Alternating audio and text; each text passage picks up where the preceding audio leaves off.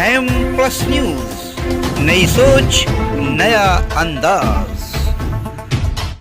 خبر مدھیہ پردیش کے سیونی سے 26 فروری کو ایک روزہ دعوت حق کانفرنس کا آیوجن اردو ہائی اسکول گراؤنڈ میں رکھا گیا، جس میں 3 نشستیں رکھی گئیں۔ پہلی بعد نماز ظہر سے عصر تک، دوسری عصر سے مغرب اور تیسری مغرب سے عشاء رات 8 بجے تک چلی، جس میں مولانا عبدالعزیز صاحب نے وستار سے دعوت حق دیا اور طاغوت پر اپنی بات رکھی۔ ایم رحمان کی رپورٹ۔ کہ آج ہم نے تمہارے لیے اس دین کو مکمل کر دیا اور تمہارے لیے اس دین سے راضی ہو گئے، دین اسلام سے۔ اب ہماری آپ کی ذمہ داری ہے۔ پچھلا جو سیشن تھا اس میں جو بات چل رہی تھی کہ ہم اور آپ مسلمان ہیں، نبی پاک صلی اللہ علیہ وسلم کے ماننے والے ہیں، ان کے چاہنے والے ہیں، اللہ رب العالمین پر ایمان لانے والے ہیں۔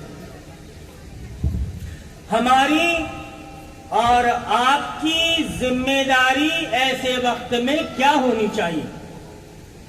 ایک سچا مومن، ایک سچا مسلم کیسا ہوتا ہے؟ کچھ مثالیں اس سے پہلے ہم نے آپ کے سامنے رکھی کہ آپ مسلم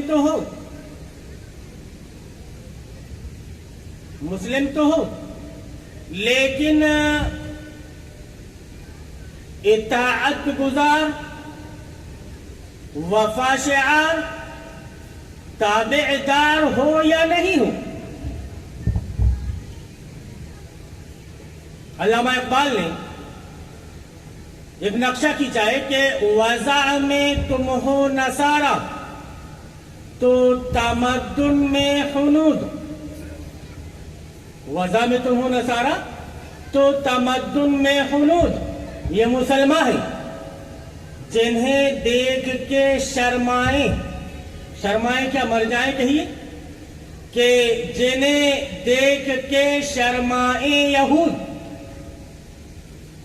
وہ یہود جن کے سلسلے میں نبی پاک صلی اللہ علیہ وسلم بیان فرماتے کہ خالف الیہودی والنصارى، دین میں کسی کی مخالفت کرنے کے لیے نہیں کہا گیا، لیکن ایک ایسی چیز ان لوگوں کے اندر دیکھ لی گئی کہ یہ جو بھی کام کرتے ہیں دین اسلام کی مخالفت میں، ایک یہودی اور دوسرا نصارہ۔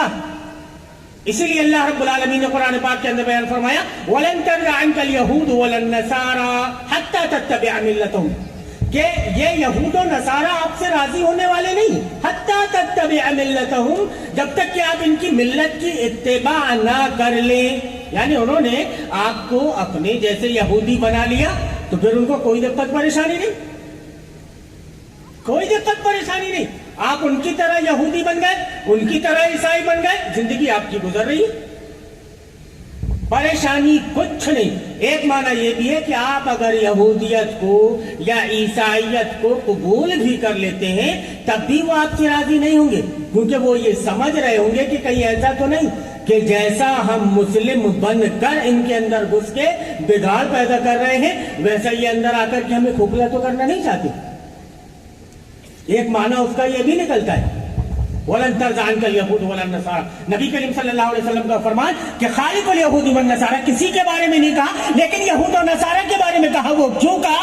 وجہ اس کی ہے کہ نبی پاک صلی اللہ علیہ وسلم سے جب نکاح ہوا صفیہ بنت حوی بن اخطب کا، نبی کریم صلی اللہ علیہ وسلم سے نکاح ہوا، انہوں نے بتایا کہ میرے والد جو حوی بن اخطب یہودی کی بیٹی تھی، انہوں نے کہا کہ میرے والد حوی بن اخطب بڑے عالم تھے،